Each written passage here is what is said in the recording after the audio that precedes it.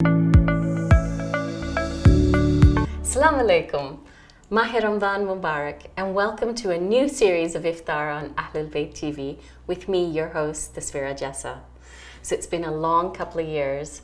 We've gone through COVID, we've sat at home, we've done Mahe Ramadan on Zoom, we've missed everyone, but Alhamdulillah, our patience has paid off and we're back in the mosque, being able to sit together, do our du'as together. As they were accepted when we were sitting at home, they'll be accepted when we are together. But that love that we have for each other will just grow more and more. I mean, I know in our house how much we've missed everyone. So I'm sure it's the same in your house. So to start off, I'm so excited. This Mahe Ramadan, we're going to have lots of new experiences. We're going to be talking to each other, exchanging ideas, learning from one another, reminiscing a little bit about the past, bringing back memories that have been long buried. Everyone we interact with in our lives somehow leave one little mark, and it helps us to grow to be the person that we are continually evolving to become. And inshallah, this journey will take us much closer to our Rabb. I'm so excited. First day. So, what can we do on the first day? Mahe Ramadan is not Mahe Ramadan without dates. So we're going to be doing a nice nut and seed and date tray to share with our friends, because we'll be going to mosque, we'll always be looking for something to take. And remember how much thawab it is when you break someone's fast? So inshallah, we're going to start with that. And being the first of Mahe Ramadan, we're going to start with cake.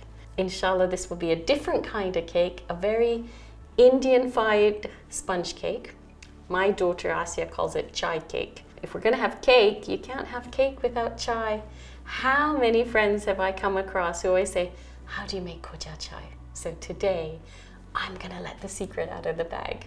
Inshallah, we'll all be making koja chai together and enjoying it this month. For our nut and date tray, we're going to be using a variety of nuts. For that, I have almonds and cashew nuts, and all we've done is cut them in half. I also have some pine nuts. I have some pistachios, which again have been cut in half. And here I have some pumpkin seeds and some sunflower seeds.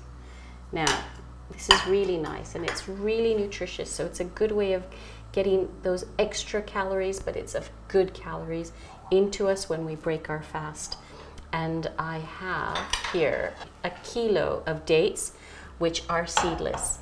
Now you'll notice with these dates, I've used more of the Turkish type of dates. I haven't used the medjool dates because medjool dates are just too soft. You want a date that's more harder because we're going to be cooking it a little bit. So don't choose something that's too soft. Ajwa wouldn't work with this very well. Medjool wouldn't, they'd sort of melt down a little, and you don't want that. All right, Bismillahirrahmanirrahim. To get started, into my hot pan, I am going to add some butter. I'm going to start with a tablespoon of butter, and I'm just going to put that into my pan. You can see it's nice and hot, and straight into that. I'm going to lift it up because I don't want the butter to burn, and straight into that go my nuts, which I'm going to just saute down, turn the pan down, and to this I'm going to add pine nuts. We're going to cook this down for about 5 minutes. Now this was a recipe that was shared by a neighbor, Sister Kauthar, and we had gone to, it was an interfaith event, and it was just so lovely and filling. When she brought this, it just looked to die for, as they say. And she said, it's so easy because all you have to do is in some butter is roast your nuts, and then you're going to add in your dates and seasoning. There's not much seasoning, so surprisingly, I am adding a 1/4 teaspoon of salt and pepper. It's just going to enhance the flavor of the nuts and the dates in it. So we're going to put in our salt and pepper. Now you can see some of these nuts are turning brown. The reason we roast them is because they release their essential oils. It's shelf life, it stays fresher for longer, and it's also a lot tastier, it's better for us. To this I'm adding sunflower seeds and pumpkin seeds. And when they're roasting, they tend to swell a little bit. That's how you know that they're nicely roasted. And the extra crunch that this gives us is just something else. You can see this is nicely golden. I'm just gonna give it one more minute, and then I'm gonna take this out. We're going to add in our dates, and then we're gonna put our nuts back in with them. We're just gonna give the dates a minute to just, we're gonna not caramelize, but we're just gonna put a little bit of butter in them and let them cook just for a few seconds, and then we're gonna add our dates back in. And the dish is ready. That's how easy this is. All right, we're gonna empty this into a bowl. That's lovely. The nuts, once they've been roasted, that smell that's coming out of them, it's something different. So again, to my pan, which is on low heat, I'm going to add in another tablespoon of butter. You can do less if you like. And to my butter, I'm going to add in a teaspoon of cinnamon. Now this is gonna add flavor to my dates straight away. So I don't want to cook my cinnamon, but you can smell it. And cinnamon really is a really nice spice to have, because there's so many benefits to cinnamon. One, which is it helps with depression. It adds extra sweetness, not that dates aren't sweet enough, but it brings that satisfying feeling that you get. So we're just going to mix our dates into the butter and the cinnamon, get it coated all over. And to this, we're going to add our nuts, and our dish is ready. I'm sure this isn't exactly the way Sister Kauthar made it. Hers was absolutely incredible. But inshallah, I am hoping I've done her justice. And inshallah, you'll enjoy making this for your family as well. Look at all those nuts. Now we'll add some, a little at a time, mix it in. So the dates will get a bit sticky, and the nuts will stick to them a little bit. And then if you want, once it's gone cold, you can always take some tahini, give it a good mix, and drizzle some tahini on top. Because remember, tahini made from sesame seeds is really high in calcium, and it's a really filling ingredient with lots of goodness to it. So again, getting that inside the children when they're fasting just adds to their well-being and their health. We're gonna add the rest of our nuts in. This looks good. So we're just gonna put this out in a tray, leave it to cool, and we're gonna get on with making our cake. For chai cake, we're gonna need 8 ounces of butter or margarine. I've used stork because I think cakes taste better using stork. It's just a lighter cake. So into this, we're going to put 8 ounces of caster sugar. And you can use granulated. It's not like you have to have caster, but caster makes a lighter sponge. So straight into the mixing bowl, and we're gonna cream the butter and the sugar together. Remember, we want the color to change into a pale color. Just put it on and forget about it for about 5 minutes. And just let it mix. If you have a hand mixer, you can do it by hand, and you just want to cream it because the sugar penetrates into the fat, and it disperses it in our cake. Otherwise, our cake would be very, very heavy. So once the color has changed into like a pale, sort of a pale lemony color, you know that it's ready. So just leave that for a few minutes. Okay, don't forget to scrape down because some of the egg has been left on the top of the mixer at the side. So if you have a hand blender, sometimes this process is a lot easier with the hand blender because you can control where the blades are going. But this is good enough. In goes the next egg. Always remember, if your egg has a blood spot on it, it's the hadith of the sixth Imam, if I'm not mistaken. Correct me if I'm wrong. But if there's a blood spot on the yolk of the egg, not in the white, but on the yolk, then you're not allowed to use it. Okay, so let's get this mixing.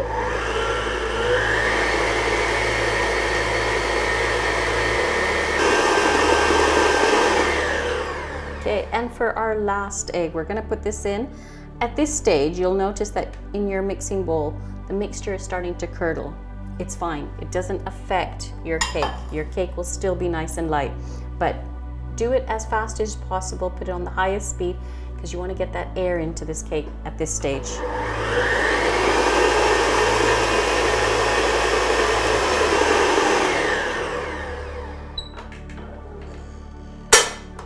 Also, at this stage, don't forget to preheat your oven at 170 degrees. And we're going to put our flour into our bowl. In here, I have 8 ounces of self-rising flour. I'm gonna put it all in, just like that. I have a tablespoon of rose water. So roses, actually, for people who suffer from depression, keep roses in your house, and the person who's suffering from depression, the hadith says, get them to smell them often. Now, into our self-rising flour, I have 1 tablespoon of corn flour. I'm sorry, I'm deviating a lot while we're making this cake, but inshallah, little things that I've picked up along the way, I love to share them with you. Now, this chai cake kind of will remind you of Indian mithai, sort of jalebi, gulab jambu, without all those extra calories from all that sugar and everything. So this cake is actually, you'll either love it or you don't really like it at all. It's one of those. So Asia loves chai cake, but Muhammad, when I say I've made cake, he'll actually say, which one? So if it's this one, he's like, oh, I don't like that. So try it with your family, see what they think of it. So into this, we put 2 tablespoons. Now I didn't use measuring spoons, I've literally just put that in, a tablespoon of corn flour. And the reason we put those ingredients in, the custard powder gives us color and flavor, and the corn flour makes our cake a lot lighter. And to that, I'm going to add a teaspoon of baking powder. So we're gonna sieve that in, and then I'm gonna show you the special ingredient for our chai cake. Because it's chai, and remember, khoja chai, what do you infuse for flavor into our chai? Can you think of it? You're right, you said cardamom. So to this, I'm going to add in about half a teaspoon of cardamom. I've just used the seeds, and I've put it into the mortar and pestle, and I've grinded it down into a powder. And I only did maybe 5 or 6 of them. So that's in there. And in here is another one of our special ingredients. That's right, it's saffron. Now saffron adds color, flavor, and it actually brings a calmness to you. Don't know if you've ever realized that when you've eaten something with saffron in it. So saffron being our most expensive, we're going to add in about a 1/4 teaspoon. So what I've got, a saffron mill. If you don't have one of these in the house, that's okay. Put it straight into your mortar and crush it down with your pestle, or just crush it in your hands like this. And the smell that's coming out of this cake, I'm already thinking of jalebi and gulab jambu. I hope you really enjoy the flavor of this cake, but let's get it mixing. Back in, and we're gonna mix all this together.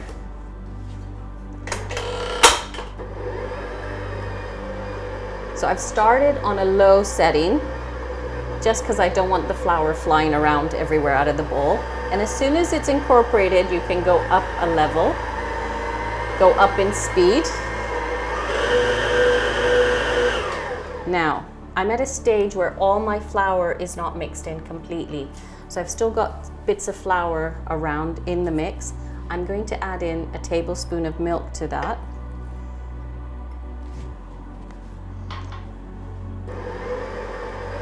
And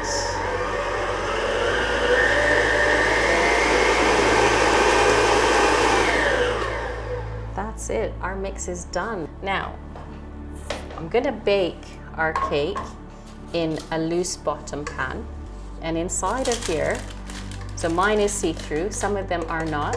I have literally taken the base, drawn it around on the baking paper, and then that fits in straight away. I've got a roll of baking paper like this, just to size, cut it to go around the sides. And that just makes it a lot easier getting your cake out. So I'm just gonna cut into my greaseproof here because it will just help me, as you can see, that when I'm putting it around, if I fold it down, I can actually stick it into this. But if you're not using greaseproof, don't worry, your cake will still come out. It's not like you can't make a cake without it. It's ready. So let's pour our cake into the tin. Okay, we've scraped the sides into the mixture and we're just gonna pour it in. I'm sure you can see the lovely golden color coming out of the cake already because of the saffron.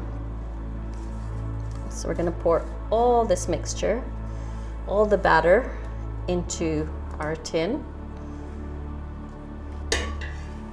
And just using the spatula, I'm just gonna smooth down the mixture inside, just so we have an even bake. And before it goes in the oven, I'll show you what we're gonna do. Okay, so before our cake goes in the oven, all we're gonna do is we're gonna tap it firmly on the counter. So we're not getting rid of all the air, but we're just going to let it settle into a nice shape so that when it does come up, it's not too uneven, because that does happen sometimes.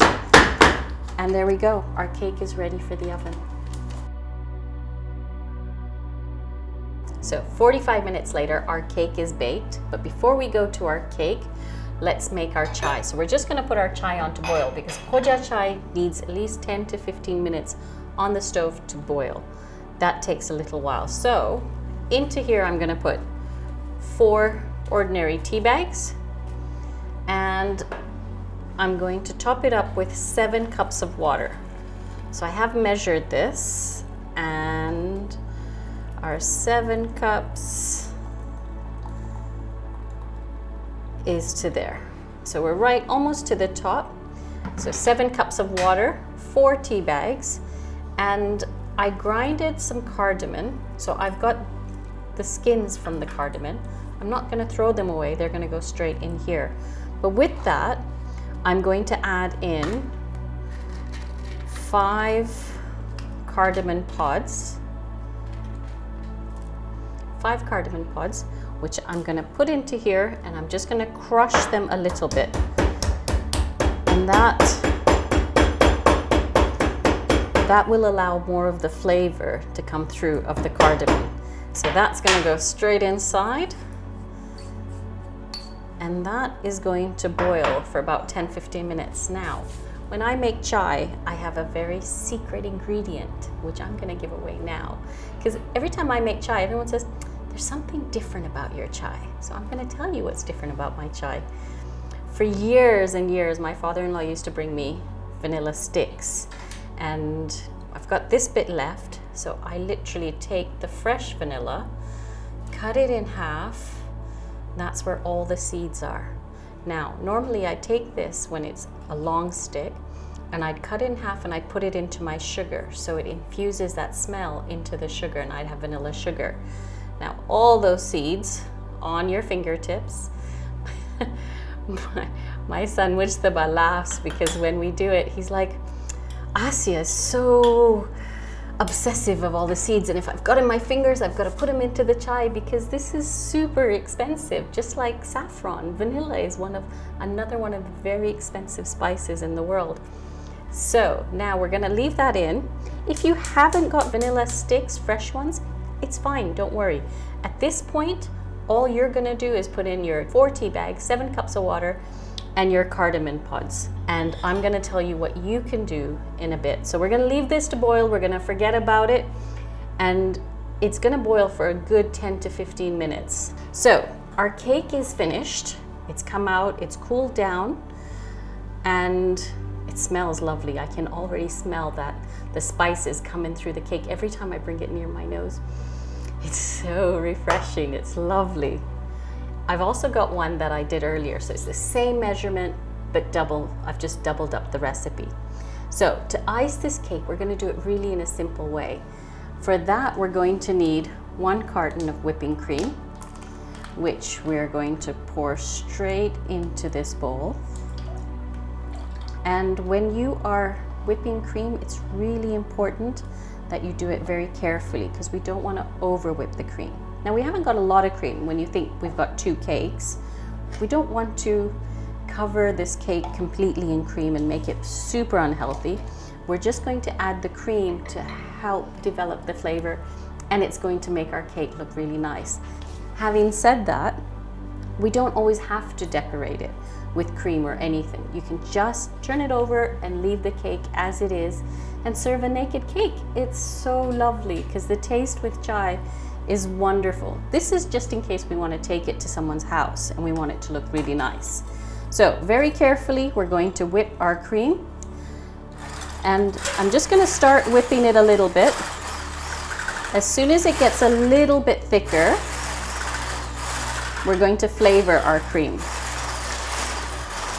Now, if you have a smaller whisk, what you can do is just drape a towel over the top, and that stops the bits of cream spreading out everywhere and splashing and making everything dirty. So it's got a little bit thicker. And remember the shell that we had, the skin of our cardamom, these are the inside seeds that, again, I've just crushed down. So I had 4 cardamom pods, and I've just taken the seeds. We're going to drizzle some of that into there. That's going to flavor our cream. With the cardamom, we're also going to add in a little bit more of our saffron. And remember, I did say if you don't have a saffron mill, that's quite all right. Just crush it in your hands and put it in. Now, this is going to add a bit of color.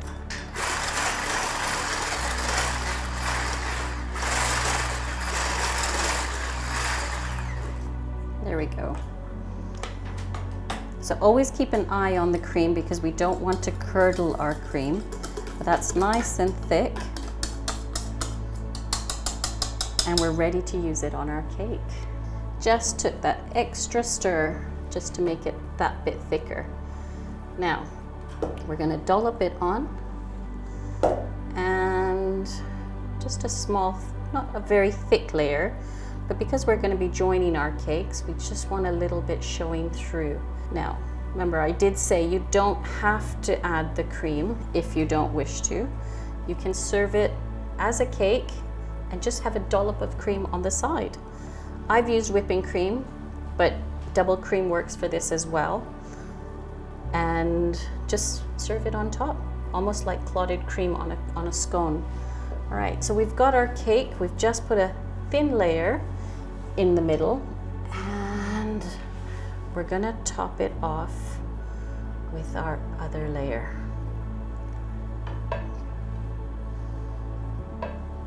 And that's how easy it is. So we can fix the bits around the side. We can fill it up just to make it look even. But onto this cake, we are just going to spread the cream on top.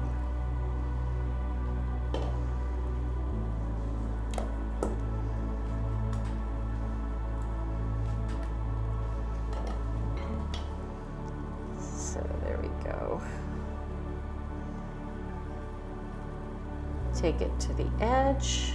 We don't want to go over the edge. So ready to decorate our cake with our nuts. But if you have a look, you can see the golden specks of our saffron coming through.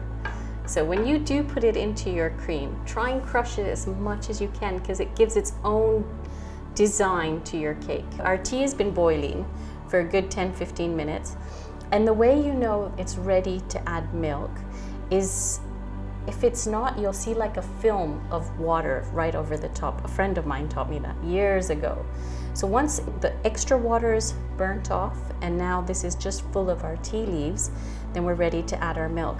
So for that, I've got some evaporated milk. All I've done is I've cut into my tin. One side I've made a big hole, and on the other side I've made a small hole just for the air to pass through, so it pours easily. Based on the color of the tea, you know it's enough. So when we get to about that point, I think that should be enough, and it's gonna boil again. After you've put the milk in, we'll let it boil, and if you've got vanilla essence or vanilla powder, then that's when you're gonna put in your vanilla. All right, back to our cake. So for our cake, we've got some roses, we've got some fresh fruit, and we've got a plate of pistachios and almonds. So I've got this old-fashioned tool that obviously my grandmother, my mother, and everyone grew up using. It's called a suri. It's available from all the Indian shops. But all you do, you gotta be careful with your fingers, obviously, but you just cut into your nut like this in sections, and voila, you will have some chopped nuts, just like that. So you have that option to chop your nuts with if you have a suri at home. If you don't, any gadget that you have to chop nuts. I have another one that I'm going to share with you. This is something my aunt, my Masi that was in Dar, or is in Dar, that she sent me. And with this, all you have to do is you put your nuts in, press them down, and holding the top, there's a blade here at the bottom, you can see, and I'm pushing my nuts down, and it's chopping the nuts for me. And it almost makes them into slivers at the same time, real nice shavings of nuts. And all we're gonna do is we're gonna take our nuts and we're gonna cover our cake like this. So with some almonds and pistachios, because those are the traditional nuts found in Indian sweets.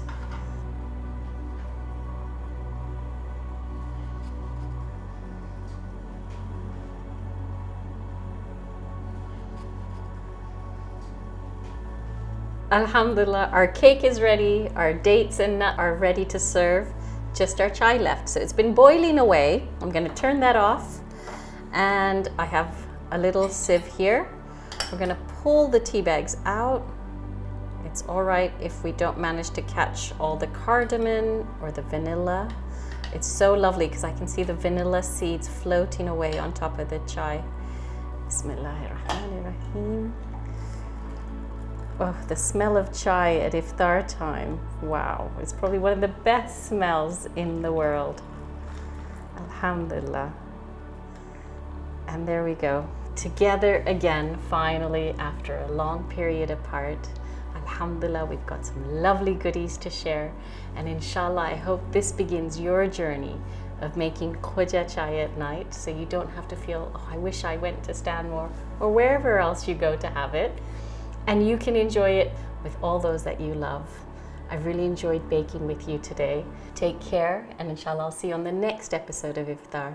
Ma salama.